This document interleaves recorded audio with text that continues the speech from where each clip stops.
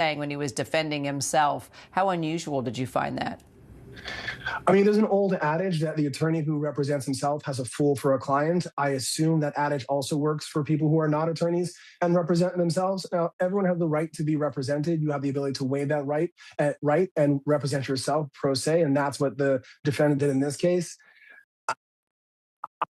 It's his choice, but it was not pretty to watch. It was like watching a train wreck, and you knew it's going to happen at the end of the day. But it's his right to do so. He even, Alex, at one point, I remember, remind me, where he said he'd even like to go out and have a game of golf with the president. Yeah, that was a really strange filing that he made right before trial, where he challenged President Trump to a golf match and, made some allusions to the winner could have strippers or things like that. It was very strange watching his defense unfold. And I think, there was some legal observers raising the question over whether he was doing so to have potential abilities to, appeal rulings that Cannon made against him, or whether, he was even fit to defend himself during this trial. And again, the extraordinary other part about this, Kira, is that Judge Aileen Cannon was the one who was presiding over the case. Remember, obviously, she was the one who was handed the case against President Trump for his possession of classified documents after leaving the White House. And she dismissed that case on the eve of the Republican convention, handing Trump, a massive political victory and arguably, one of the most damning cases that was against him during that time that he was out of office. So the fact that she was overseeing this trial, the fact that she's going to be the one who now decides what the sentence will be for Ryan Routh, that could be up to life in prison, makes this, again, all the more extraordinary. What do you think, Brian? Possibly life in prison? Absolutely. I don't see the judge being very merciful in this sentencing. That is the maximum with this case. There are no mandatory minimums, so it's quite a lengthy range in which the defendant could be sentenced to. If he still is representing himself pro se, because at any point in time, there are defense attorneys there kind of at the wing, ready to jump in and help him. I don't know if he's going to accept their help during sentencing. I imagine that there'll be a sentencing day where probation has the opportunity to evaluate him and give their recommendation, and have attorneys, whether it be himself or someone representing him, to make the arguments as to a lesser guidelines. But I see the judge throwing the book at him and getting, if not close to life, then life itself. Looking down.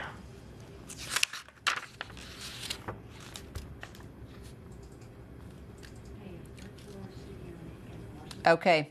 Brian, Alex, thank you both. We'll have continuing coverage in just a moment.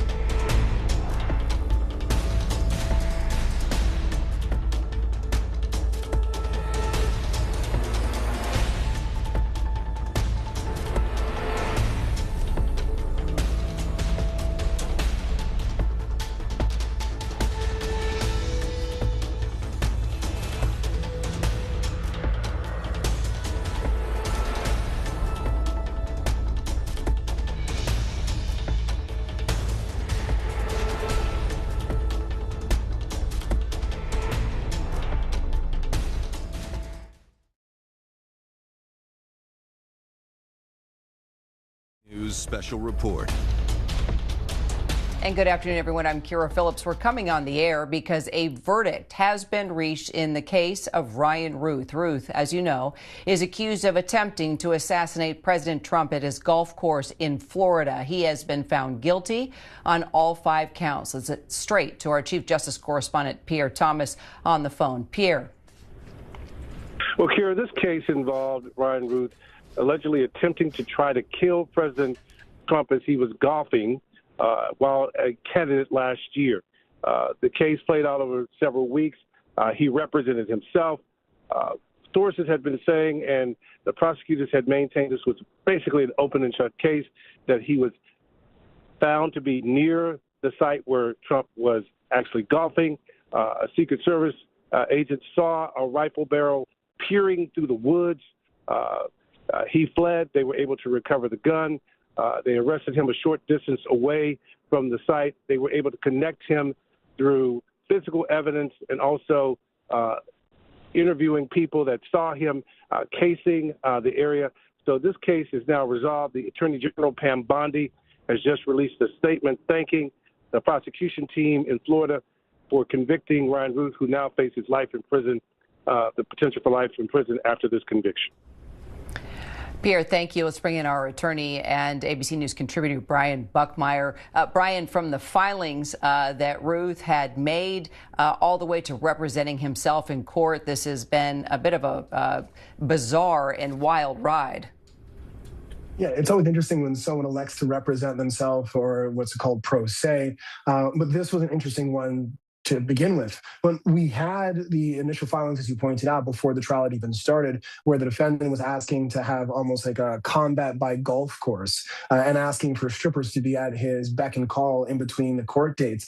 That's when it started out being very strange. But then also his arguments that he brought up, who he was cross-examining, how he was cross-examining, thanking people, and trying to raise this defense that it's not his character that would have done this, that he's a good person, bringing up two friends and one firearm expert to try to suggest that the firearm that the jury actually asked about during deliberations in that 2 hours was not capable of committing the crime, and therefore he's not guilty. But after a quick 2 hours, we saw a resolution to this case that I think most of us saw coming.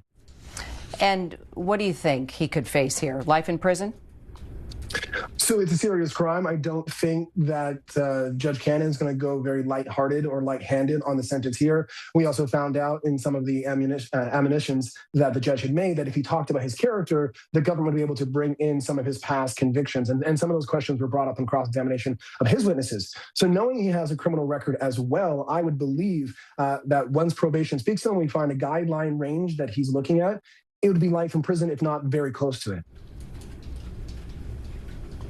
And let's bring in our Washington managing editor, Catherine Falders. Catherine, the jury actually requesting to see the physical rifle, the ammunition, even the magazine that Routh allegedly used. Yeah, they did request to see that, and that was, of course, granted by Judge Eileen Cannon, who is overseeing this trial here. That was one of the first notes, if you will, from the jury that they returned. And then it appears that just a short time later, they came back and issued this verdict, of course, which found Ryan Routh guilty on all 5 counts. Now, just to break that down a little bit, to convict on this top count of attempted assassination of a presidential candidate, the jurors needed to believe beyond a reasonable doubt that Routh intended to kill Trump and that he took a substantial step to carry out this plan, even if he did not follow through or even if he changed his mind. So what we heard in a bit of an unusual trial, a quick trial, lasted under 3 weeks. Ryan Routh, the defendant here, defended himself. The judge overseeing it, Judge Cannon, gave him very strict orders for how he should behave in court. She said at the beginning of this, if he made any sudden movements, for example, there would be U.S. Marshals standing near him in order to intervene. There was, of course, some discussion about whether he would be able to represent himself during this whole trial, which it appears obviously that he did. So we are waiting for more color from inside the court. Ryan Routh's reaction to being found guilty on all 5 of these counts. But right now we do know that this is the verdict from the jury. We haven't heard anything yet from the president, from President Trump. I'm told by sources that he was briefed on this trial prior to it beginning and that he has been receiving updates from his lawyers who have been also following this closely. So we'll wait from a statement from the president as well. And Pierre, he was representing himself, looking at how this turned out. Could this have been a mistake? Well, prosecutors and most of the legal observers were perplexed as to why he would do this. But again, the background we knew about him before the trial showed that he had an odd personality. The one thing I think it's important to remember, Kira, that this alleged attempt came just weeks after the attempted assassination attempt on President Trump as he campaigned for the presidency last summer. And I can tell you that law enforcement officials, DOJ, wanted to send a strong message that, this type of political violence would not be accepted. And again, It came just weeks after there was an attempt where shots were fired and a man was actually killed in Butler in that assassination attempt against then presidential candidate Donald J. Trump. So, again, the government used all the resources available to bring this conviction. You had state officials as well heavily involved with this case. I think he faces state charges as well. So, again, the full weight of the U.S. government was brought to bear on this case because they wanted to send a message that this type of behavior, particularly involving presidential candidates and now president, will not be tolerated. Pierre, thank you. And again, if you are just tuning in, the man accused of attempting to assassinate President Trump at his golf course in Florida has been found guilty on all 5 counts. Ryan Routh, representing himself in court, found guilty on all 5 counts. I'm Kira Phillips. We're going to turn you now to your regular programming. Our coverage, of course, continues on ABC News Live and abcnews.com. David Muir will be here with the entire team for World News Tonight. Glad you tuned in. See you over on ABC News Live. This has been a special report from ABC News.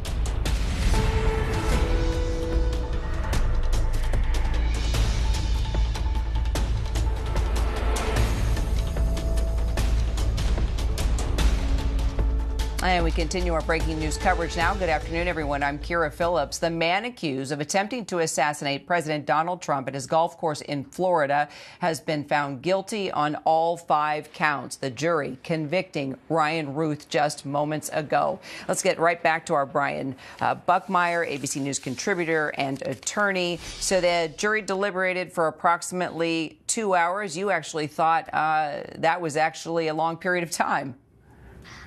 Yeah, because there wasn't really much of a defense, at least a defense that would fit in with the charges and the jury instructions that Judge Cannon had given the jurors. But hey, they did their job. Maybe I know that the often kind of off the cuff joke is that they at least wanted to get lunch and sit down and think about the case rather than just coming back with a verdict right away. But we saw at least one note with the jury asking about the ability to see both the firearm and the ammunition. They did so, and shortly after that, there must have been a consensus because there was a verdict almost immediately with a guilty of all 5 counts. So, as we mentioned, Ryan Routh represented himself, Brian. He actually tried to argue, that he wasn't guilty of the most serious charge because he didn't really intend to kill Trump. What do you make of that? Yeah, so I think it's an understandable mistake for someone who doesn't study the law or practice the law. He seemed to confuse the idea of character with intent, bringing on at least 2 witnesses to give a kind of a character rebuttal of the type of person that he is, how he's around these people's children, the loving, caring, whoever he is. But just because your character is of one nature in other instances, it doesn't mean you lack the intent to actually try to assassinate a then presidential candidate, the top charge that he was accused of. And so he mistakenly thought that his character would be able to help him, but in fact, it convicted him in the end. I think he's very lucky that the government didn't come back on and put on his criminal record to try to rebut the character argument that he made, but the government knew they had enough here to just go straight on to closing arguments and then get this result that we all, I think, saw coming. Our D.C. managing editor, Catherine Falders, let's bring her into the discussion here. Let's talk about this verdict here and how it fits into the larger picture of political violence that we've been seeing, Catherine. Well, it certainly does fit into the, of course, larger picture of political violence in the wake of the Charlie Kirk murder, when we've obviously talked about the violence against, for example, the Democrats, lawmakers in Minnesota. It is part of the broader picture here. I will say that Trump, I'm told at least from sources, was closely monitoring this case, or at least was briefed on it prior to getting underway here. So we still don't have a statement from him on this yet. But Kira, I just want to read a bit of news here that actually just came through on our system from Peter Charlambus, who is sitting inside this federal courthouse down in Fort Pierce, Florida. He's just sharing with us some color that happened after this verdict was read in the courtroom. He says that Routh, of course the defendant here, was forcibly removed from the courtroom following the verdict after what Judge Eileen Cannon described as an outburst from him. So what happened, according to Peter, who observed this, was that 4 armed marshals, U.S. Marshals, who are obviously in that courtroom, surrounded Ryan Routh, who appeared to stand once the jury left the courtroom. He was surrounded by the marshals who walked out of the courtroom. His daughter, Ruth's daughter, Sarah Routh, was seated in there yelling, "Dad, I love you. I will get you out." But there was some sort of outburst in the court that we will, I'm sure, learn more about. But that's just coming through from Peter right now. So definitely a bit of news, at least, following the reading of that verdict in the courtroom. I'm sort of reading through the same note, Catherine, that you were getting here from our producer there in the courtroom. Brian, I don't know if you're seeing this as well. Sarah Routh, Ryan Routh's daughter, also sounds like she had a bit of an outburst as well. While she was saying that she loved her dad, she also basically went on and was cussing out the judge, Judge Eileen Cannon, Brian, saying, what the F, he didn't hurt anybody, this is not fair, this is all rigged, you guys are blank. And then she was also escorted out of the courtroom. Just kind of looking at what happened after the fact, Brian, could this work against Ryan Routh and even his daughter in any way, shape, or form as this moves forward?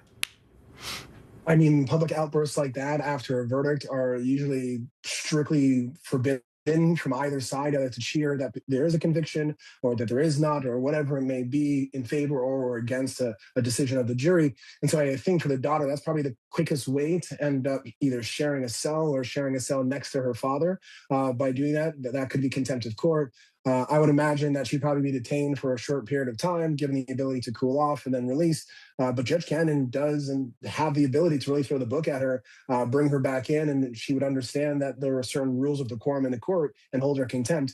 When it comes to her father, I don't think an outburst is going to change what's going to happen with him. At some point in time, there will be an opportunity for him to speak with the Department of Probation. They'll give an evaluation of his past history, the good, the bad, the ugly, and everything in between, and give a range of what they believe would be appropriate for his sentencing guidelines. But again, with a criminal history as we understand it to be and the charges against him, I would look that there would be a very heavy sentence for the defendant in this case.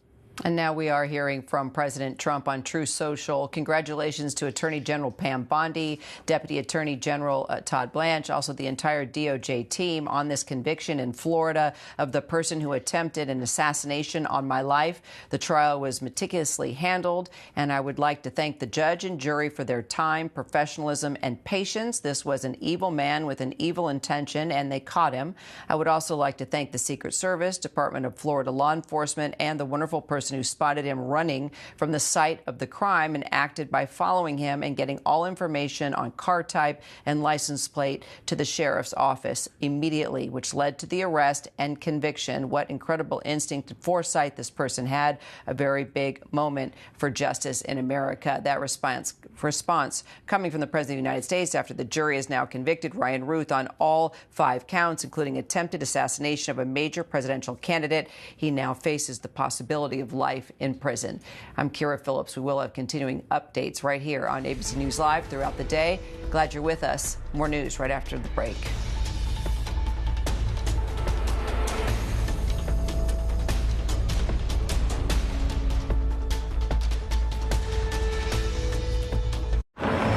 All across America. Good morning. Hello. Wherever we are. It's good to be home. It feels like home. When's the last time we dropped our things and went? Woke up somewhere that we've both never been. Growing up doesn't mean Good morning. How are you? At the start of the day, letting us into your home.